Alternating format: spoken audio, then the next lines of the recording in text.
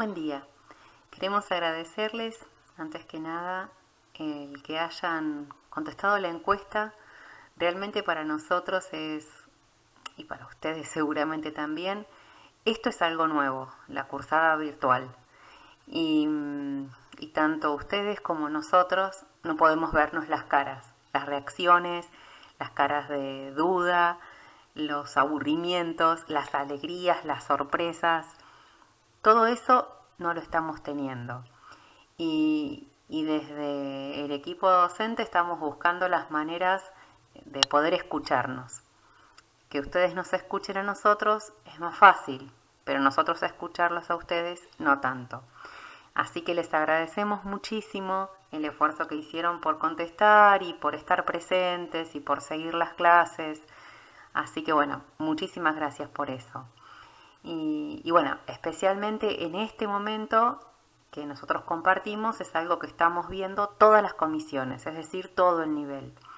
En un momento en que la cursada fuera en la realidad y que nos encontramos, es un tiempo en que estamos amontonados en el taller 4, que hay mate, que hay charla, que hay murmullo, que nos cuesta escucharnos, pero que podemos mirarnos, que podemos señalar cosas, que podemos dibujar en un pizarrón. Y en este momento eso no es tan fácil. Tenemos que ser conscientes que somos muchos.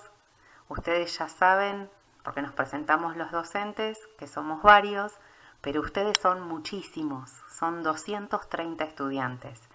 Por eso estas conferencias por ahora las estamos haciendo grabadas y sin chat, porque realmente sería muy complicado con tantas personas.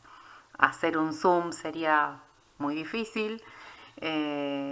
Cualquier herramienta es bastante complicada siendo tantos presentes. Así que bueno, por ahora son así, pero seguiremos buscando las mejores maneras de comunicarnos y de que las clases realmente sean divertidas, interactivas, con novedades. Y bueno, sabemos que ustedes están haciendo un esfuerzo en todo el trabajo y también les agradecemos por eso. Es muy buena la producción que se está teniendo. Nosotros realmente vemos que comparado con años anteriores, realmente la atención y el trabajo está al mismo nivel o mejor que otros años. Así que bueno, buenísimo la flexibilidad que han tenido para poder cursar este año de esta manera y hacerlo con muchísimo compromiso. Bien, hemos estado trabajando hasta ahora con los terrenos, con los comitentes y estamos transitando esa hermosa tarea del anteproyecto, de nuestra idea y de poder empezar a reflejar esa idea nuestra en un papel, en un CAD, en diferentes herramientas que empezamos a ver qué es lo que estamos pensando. Y hoy vamos a estar charlando un poco sobre eso, sobre cómo esa idea tenemos que empezar a pensarla en la realidad, con una materialidad, con un funcionamiento intencionado. Nosotros queremos que esa vivienda que estamos proyectando funcione de determinada manera y pueda dar respuestas a las necesidades de los comitentes y también del medio. Así que bueno, para esto hoy vamos a presentar este tema. Es un tema que a mí me tocó en un concurso y que habla del envolvente. Es un tema bastante largo y con un tema y subtema, pero van a ver que lo vamos a ver de una manera, lo vamos a desarmar un poco para que nos sea más fácil agarrarlo. El tema entonces es el diseño constructivo de la envolvente edilicia, escalas y complejidades en relación a la tecnología apropiada y a la sustentabilidad. Les decía que vamos a desarmarlo un poco y lo que vamos a hacer es, por un lado, ver el diseño constructivo, ver la envolvente, ver las escalas y complejidades, ver la tecnología y la sustentabilidad. Pero no lo vamos a ver necesariamente en este orden, pero sí vamos a pasar por todos estos puntos. Nosotros dijimos hace 3 semanas que estamos realizando un TPU, un trabajo práctico único. Ese trabajo práctico único lo vamos a estar desarrollando a lo largo de todo el año. Nosotros empezamos con, como dije recién, comitente, terreno, anteproyecto. Y ahí también estamos pensando la envolvente. Pero no solo en eso vamos a ver la envolvente. También la vamos a ver en las solicitaciones del medio y cuál es la respuesta que nuestro edificio va a dar. Lo vamos a ver en el diseño constructivo, esto es, en las partes que componen nuestro edificio, en los muros, en las carpinterías, en los techos, en las fundaciones. En cada parte que compone nuestro edificio vamos a estar pensando esta envolvente. Vamos a volver sobre las solicitaciones, vamos a ver la habitabilidad, cómo se habita y cómo es el intercambio de ese edificio con el medio. Y vamos a ver por último el diseño tecnológico. Bien, ahora nosotros decimos que estamos en este punto, en este momento que estamos pensando en el anteproyecto. Ahora vamos a detenernos en el concepto de envolvente. Si nosotros vamos a buscar una definición de envolvente, podríamos decir que es algo que rodea o envuelve una cosa de modo que cubre todas sus partes. También podríamos decir que produce una sensación agradable de atracción, encanto o seducción. Pero para hacer un poco más gráfico, yo quería apoyarme en una palabra que es de la familia de la envolvente y es una palabra italiana, que es involucro. Y esta palabra involucro se usa para lo que recubre las semillas. Es la inflorescencia que envuelve a un órgano de la planta. Es decir, que la planta va a dar su fruto, que es su bien más preciado, y lo va a entregar envuelto, protegido, cuidado y muchas veces bello también. Y cuando pensamos en esto, a mí me gustaba la idea de diferenciar lo que es un envolvente y lo que es un envoltorio. Y que tengamos en claro que cuando diseñamos nuestros edificios podamos pensar la envolvente como esa belleza que tiene una función y no simplemente como algo llamativo, luminoso, que lo que hace es querer destacarse del que está al lado, pero sin una función específica. Cuando hablamos de envolvente pensamos en un límite. Nuestra envolvente va a ser el límite entre el interior y el exterior. También va a ser un límite que va a estar entre lo que es el espacio que contiene y la forma que podemos apreciar desde afuera. Va a ser el límite entre un ambiente confortable donde la vida sea posible y las solicitaciones del medio que no siempre van a ser tan amables. Pero esa envolvente no puede ser hermética, no puede ser completamente cerrada. Necesita tener un intercambio con ese exterior. Y ese intercambio va a ser para que podamos observar ese mundo exterior, para que podamos salir y entrar a nuestro interior de la vivienda, y también vamos a necesitar de alguna manera que algunos elementos entren y otros salgan. Más adelante vamos a ver de qué estamos hablando con eso, pero necesitamos tener un intercambio con el medio ambiente. Nuestro medio ambiente va a tener asoleamiento, radiación, aire exterior, humedad, viento, ruido, lluvia, polución, naturaleza. Todo eso va a estar y en cantidades importantes y no siempre agradables.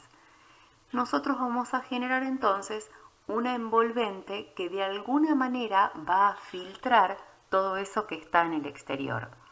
¿Para qué?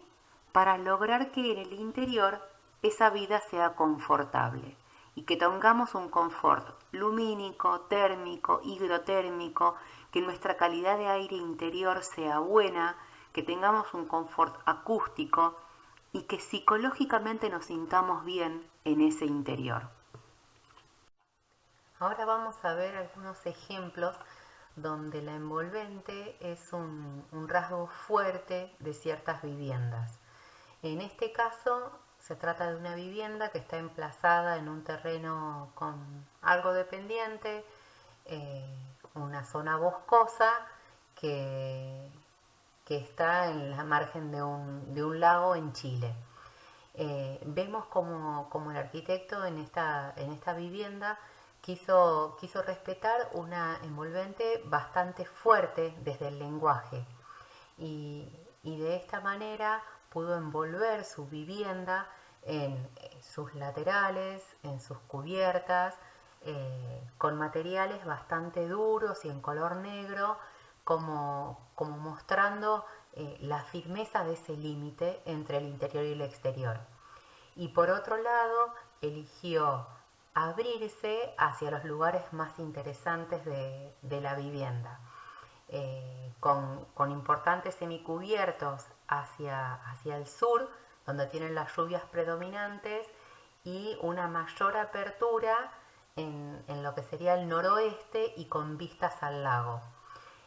Vemos que por otro lado no eligió en el frente y en el fondo la misma contundencia en el límite como tuvo en los laterales más cortos, sino que en estos otros estuvo trabajando con techos que permiten un semicubierto, una galería y una terraza que nos va a dar en este caso una buena vista para el lago y un lugar muy bueno como para pasar los días de verano. Así que bueno, vemos como acá hay toda una intencionalidad en la envolvente, en los materiales que se usaron y también en qué tan cerrado o abierta sea esta envolvente.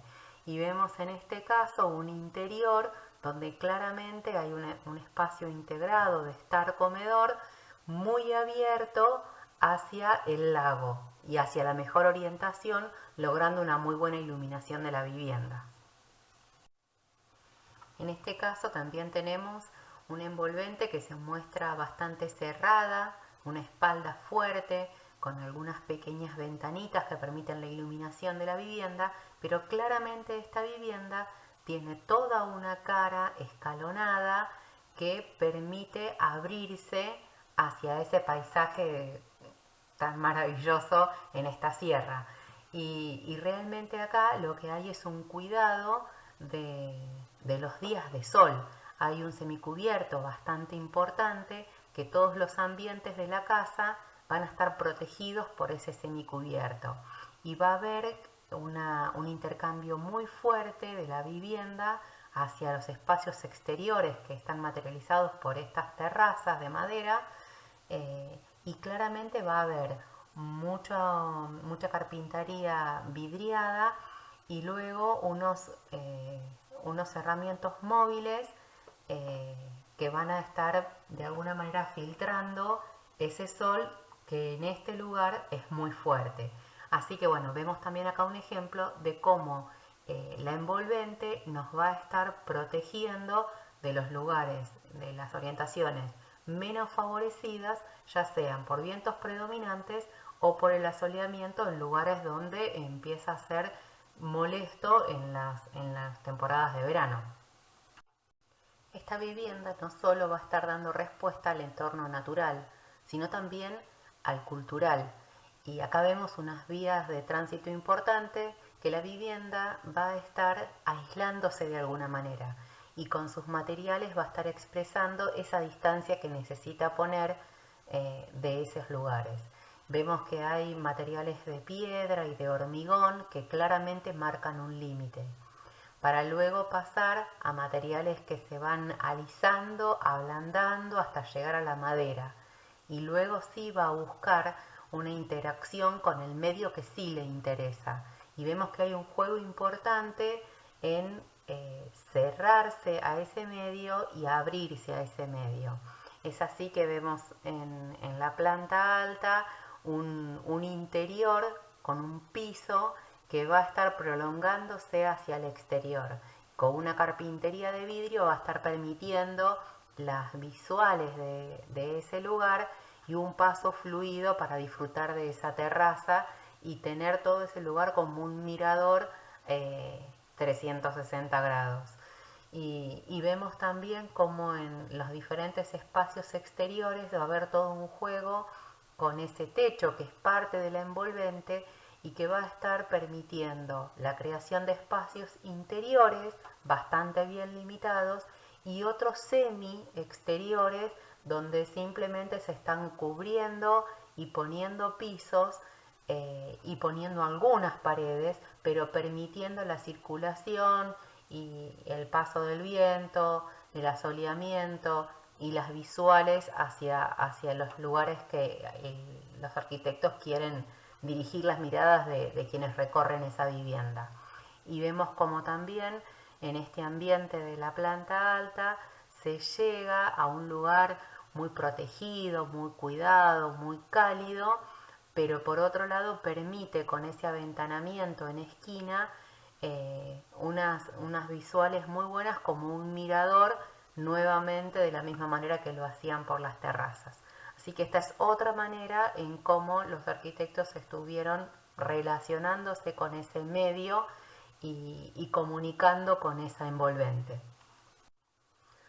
Otro ejemplo, ya más urbano, entre medianeras, vemos como esta vivienda se cierra al espacio urbano de alguna manera y pone un límite fuerte en la línea municipal para luego poder acceder a la vivienda y tener los espacios más comunes y sociales de la vivienda abiertos al exterior por medio de carpinterías y de superficies vidriadas y luego se va cerrando hacia las plantas superiores con ambientes que son más protegidos y más cuidados como los dormitorios.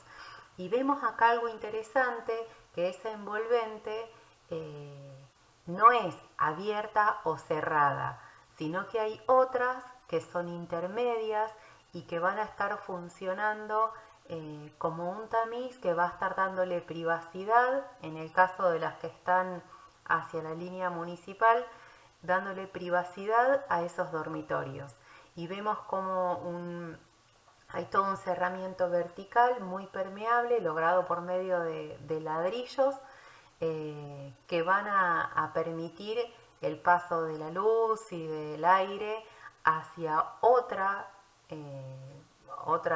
capa vertical que ya va a ser la fachada así de los dormitorios. Y lo mismo va a estar repitiendo de alguna manera hacia el fondo de la vivienda. Entonces, bueno, vemos también acá cómo esa envolvente pasa a ser una reguladora del intercambio que esta vivienda va a tener con el exterior. Y de la misma manera que cuando veíamos aquellas semillas envueltas, va a lograr una belleza y una plasticidad en su fachada que la va a hacer bastante característica y va a poder también incorporar alguna vegetación en esa fachada que permita tener algo vivo en medio de la ciudad. Ahora veamos de qué se trata el funcionamiento intencionado. Nosotros entendemos un edificio como un conjunto complejo de funciones que se concreta a través de materiales y tecnología. Cuando hablamos de funciones, estamos hablando de la interacción entre dos partes. Y como veíamos en los ejemplos anteriores, por un lado tenemos las solicitaciones del medio y por otro lado la respuesta que nosotros vamos a dar como arquitectos valiéndonos de materiales y partes del edificio. Cuando hablamos de funcionamiento intencionado, vamos a estar hablando de función estructural, térmica, higrotérmica, hidrófuga y acústica. Teniendo un funcionamiento intencionado, es como estaremos también respondiendo de una manera sustentable. Las solicitaciones del medio las vamos a estar analizando en este momento y vamos a estar revisando de alguna manera el anteproyecto que nosotros ya tengamos algo avanzado. Y vamos a estar revisándolo y siendo capaces de modificarlo de acuerdo a este análisis que nosotros mismos estamos haciendo. Pero esto no va a terminar acá, sino que una vez que hayamos diseñado constructivamente nuestra envolvente, volveremos sobre el tema de las solicitaciones y vamos a estar de alguna manera cuantificando o verificando esta respuesta a las solicitaciones, este funcionamiento intencionado. Y nuestro objetivo es diseñar los distintos elementos que componen la envolvente, verificando los comportamientos ante las 5 solicitaciones. Como ya mencionamos, la mecánica, hidrófuga, térmica, higrotérmica y acústica. Siempre en el marco de las reglamentaciones y normas complementarias vigentes y específicas. Cuando hablamos de esto, en parte estamos hablando del trabajo que hicimos hace una semana observando la reglamentación del ordenamiento territorial de nuestra ciudad, pero también el Reglamento General de Construcciones, que va a estar hablando de la materialidad de nuestras obras y también de la habitabilidad de las obras. Entonces nosotros acá ya empezamos a ver algo de reglamentación y a lo largo del año estaremos viendo otras que son quizás más específicas. Ahora bien, este recorte que vamos a estar haciendo desde la cátedra a esto que nosotros llamamos las 5 solicitaciones básicas, van a ser las solicitaciones del medio que van a estar condicionando de alguna manera la envolvente que nosotros vamos a estar diseñando. Nosotros tenemos como premisa que vamos a buscar un interior confortable, confortable para la vida. Y esto lo vamos a lograr especialmente con el diseño de esa envolvente. Y siempre teniendo como base la sustentabilidad. Lo que nosotros no queremos es que ese confort se logre en perjuicio del medio ambiente. Por eso es que partimos de esta premisa que mucho del trabajo que nosotros tenemos que hacer es el diseño de esa envolvente que va a estar siendo el límite de nuestra vivienda. En la función mecánica, la solicitación va a estar dada por las cargas que actúen sobre nuestro edificio. Para esto, nuestra respuesta va a hacer que este edificio tenga una estructura resistente.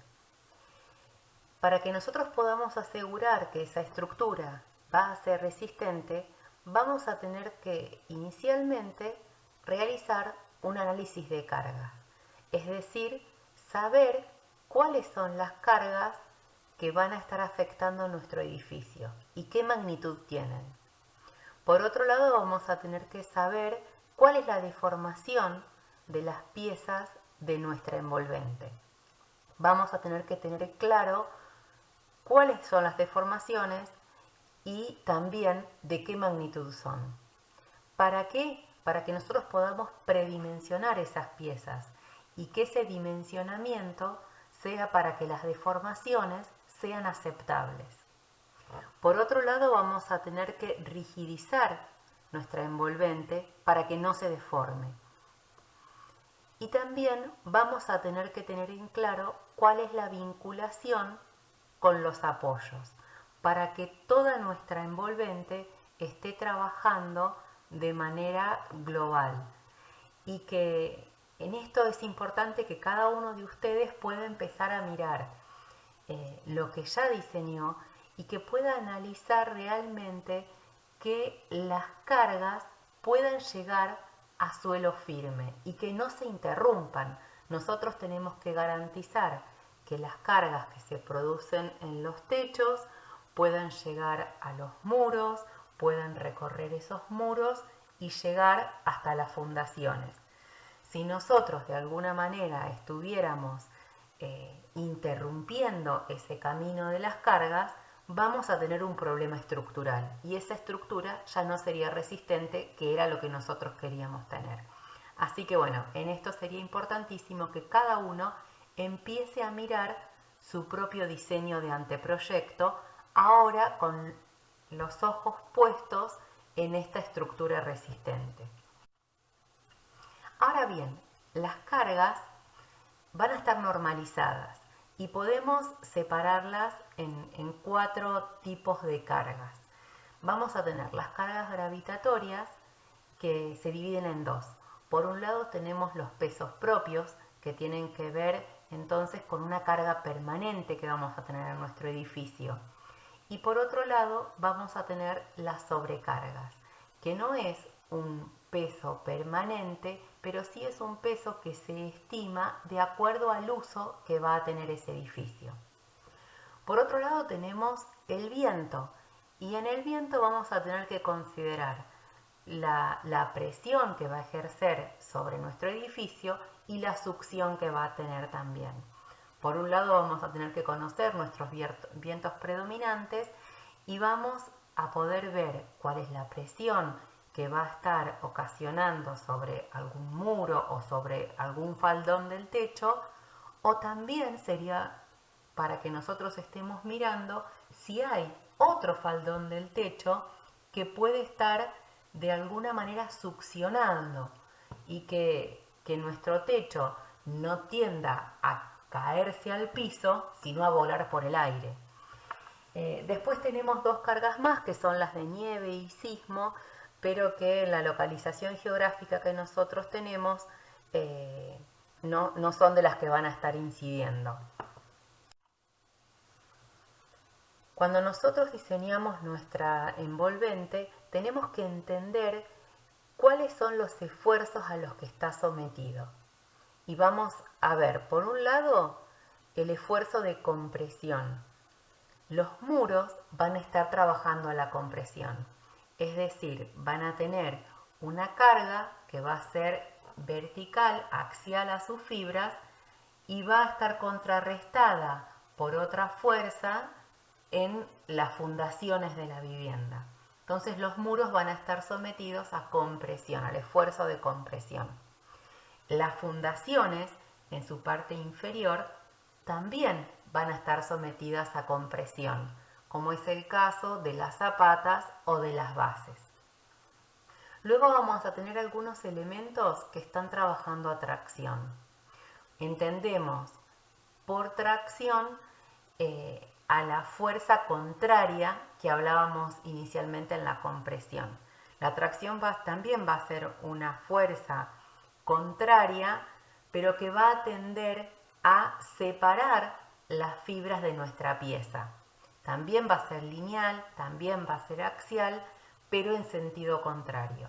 Y esto lo vamos a poder encontrar en los encadenados de la vivienda, que ya cuando veamos muros vamos a detallar un poquito más esto, pero en principio podríamos decir que son los elementos que van a estar trabajando para que nuestras paredes no se desvinculen entre sí. Y también van a trabajar a tracción los tensores, que en algunos de nuestros diseños los podemos llegar a utilizar o no, pero los tensores son claramente elementos lineales que tienen este tipo de trabajo. Y por último vamos a tener los elementos que trabajen a la flexión. Estos son elementos que pueden ser lineales y la flexión la vamos a encontrar en las vigas. O pueden ser una flexión superficial y esto lo vamos a encontrar en las losas. Esta flexión va a ser una deformación que va a estar dada por elementos que van a estar recibiendo su carga de manera perpendicular a su eje. Y las fibras de estos elementos van a estar teniendo una deformación de compresión en la parte superior y de tracción en la parte inferior. Si quisiéramos visualizar esta deformación, es la que podríamos llegar a tener en una cadena si la sostenemos de los dos extremos.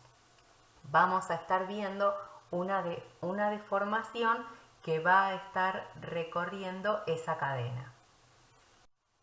Cuando hablamos de función hidrófuga, la solicitación es la presencia de agua en estado líquido.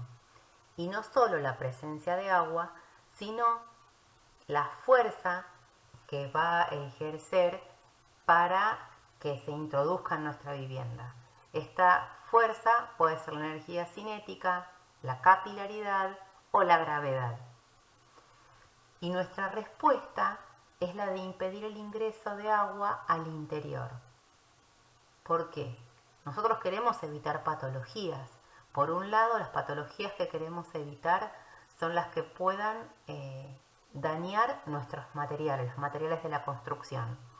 Esto es, que se puedan diluir, corroer, podrir, y esto es lo que nosotros no queremos que pase con nuestros materiales, porque queremos que nuestra vivienda, nuestro edificio, pueda sostenerse en el tiempo. Y por otro lado, nosotros tampoco queremos que haya un aumento de conductibilidad térmica del cerramiento. Si nuestro cerramiento es un buen aislante térmico, es muy posible que esto esté dada por algunas celdas que están ocupadas por aire. Si esas celdas pasan a estar ocupadas por agua, nuestros materiales de la envolvente pasarán a ser más conductores de la temperatura y por lo tanto vamos a perder la temperatura que hemos logrado en nuestra vivienda. Y por último, tampoco queremos que aparezcan los agentes biológicos. No queremos que aparezcan hongos en nuestra vivienda, y no por una cuestión de que sean poco estéticos, sino porque esto va a afectar directamente la salud de los que habitan esa vivienda. Ahora bien, ¿cuáles son las herramientas que nosotros tenemos para dar esta respuesta? Por un lado tenemos la barrera hidrófuga. Esto es el límite hidrófugo que nosotros vamos a estar poniendo en nuestro envolvente. Por un lado, esa barrera hidrófuga va a ser horizontal.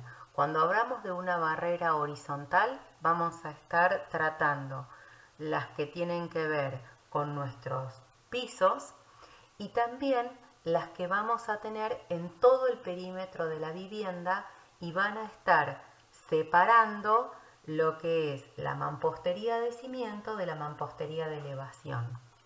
Por otro lado, vamos a tener la barrera vertical. Esta es la que en los cerramientos verticales va a cubrirlos para protegerlos de la acción de la lluvia o de la humedad exterior. Por lo general, esta barrera la vamos a estar colocando lo más cerca de la cara exterior posible. Si nuestro cerramiento vertical tuviera varias capas, tenderíamos a que la capa más externa sea la que funcione como barrera hidrófuga. Hay en algunos casos donde esto no es posible, como en el caso de un ladrillo visto. Pero bueno, el principio va a ser lo mismo. Vamos a tratar de poner esa barrera hidrófuga lo más cerca posible de la cara exterior. Y otro principio que vamos a tener que respetar es el de la continuidad. Nosotros vamos a buscar que esa barrera hidrófuga sea continua en toda la envolvente. Y esto es que puedan estar bien selladas las barreras horizontales y verticales de todos los planos. Para esto vamos a tener que recurrir a diferentes estrategias para lograr esta continuidad, porque no vamos a poder darlo con un único material que envuelva toda nuestra vivienda. En algunos casos eso sería posible, pero en la mayoría de los casos vamos a tener que buscar otras estrategias donde podamos cambiar de material sin perder la continuidad. Por otro lado, vamos a tener una herramienta muy valiosa y muy económica, que es la protección por diseño. Esto es, que nuestra vivienda pueda protegerse a sí misma. Un claro ejemplo de esto son los aleros de nuestros techos, que van a estar protegiendo los muros y también las carpinterías. Y por otro lado también tenemos los solapes de los materiales. Cuando nosotros tenemos materiales colocados con cierta pendiente, podemos estar solapando los materiales superiores sobre los inferiores y por lo tanto los van a estar protegiendo. Vamos a tener que también cuidar cómo vamos a hacer el escurrimiento de agua de lluvia. Esto es el agua que en un momento de lluvia importante va a acumularse en nuestras cubiertas, en nuestros solados, y nosotros vamos a tener que tratar que ese agua se escurra lo más rápido posible. Recién hablábamos que acá la solicitación es la presencia de agua en estado líquido. Bien, la vamos a tener porque no vamos a poder poner a nuestra vivienda o nuestro edificio bajo un gran paraguas, pero sí nosotros podemos hacer que esa presencia de agua dure el menor tiempo posible. Para esto, también algo que tenemos que respetar son las pendientes mínimas de las superficies horizontales o inclinadas. Vamos a tener que ver, de acuerdo a los materiales de nuestro revestimiento, vamos a ver cuáles son esas pendientes mínimas que nosotros tenemos que dar para que ese escurrimiento sea rápido. Y por otro lado, vamos a tener que estudiar en detalle los encuentros de las partes de nuestra envolvente, los encuentros de diferentes materiales que se van a comportar de manera diferente ante las diferencias de temperatura y van a facilitar la presencia de fisuras, y esas fisuras van a ser la puerta de entrada para el agua en estado líquido dentro de nuestra vivienda, lo que queríamos evitar. Bien, y por otro lado, también vamos a tener que considerar las interferencias en esa envolvente. Como decíamos al principio, nuestra envolvente no va a poder ser completamente hermética, porque sería imposible la vida en ese lugar. Nosotros vamos a tener interferencias en esa envolvente, es decir, van a ser perforaciones en la envolvente que permitan el intercambio entre el interior y el exterior. Por ejemplo, una interferencia que nosotros vamos a tener son los conductos de ventilación de un termotanque. Y bueno, tendremos que ver cómo tratamos entonces ese conducto de ventilación en contacto con la cubierta, que puede llegar a ser plana, para que nosotros no tengamos en ese encuentro un problema de filtración de agua. Bien, como pueden ver, son muchas las estrategias que nosotros podemos tomar, pero lo más importante es que podamos mirar bien de cerca nuestro proyecto y descubrir los problemas. El primer paso para que podamos dar soluciones es que nosotros podamos encontrar cuáles son los problemas que tenemos. Hasta acá hemos llegado a la mitad de la conferencia de funcionamiento intencionado. Vamos a frenar por este momento, vamos a ir a trabajar a las comisiones en lo que es el anteproyecto. Ahora vamos a mirar el anteproyecto de una manera un poco distinta.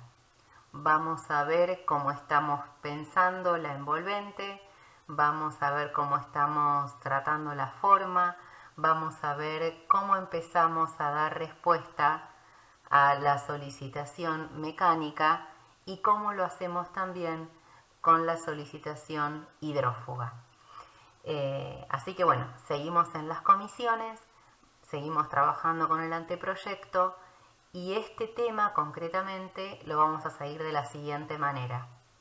El martes, cuando nosotros publiquemos el cronograma de la semana que viene, vamos a estar colgando un esquicio sobre este tema. Del esquicio van a poder adelantar quizás los 2 primeros temas, que son los que alcanzamos a ver hasta hoy. y luego va a haber 3 temas más que son los que vamos a ver el próximo jueves a primera hora. Después de eso vamos a trabajar con el esquicio y luego vamos a entregarlo. Así que bueno, los invitamos a seguir trabajando en las comisiones y a seguir trabajando con esos anteproyectos. Y yo por ahora me despido con la primer parte de funcionamiento intencionado, pero seguimos trabajando en las comisiones. Adelante.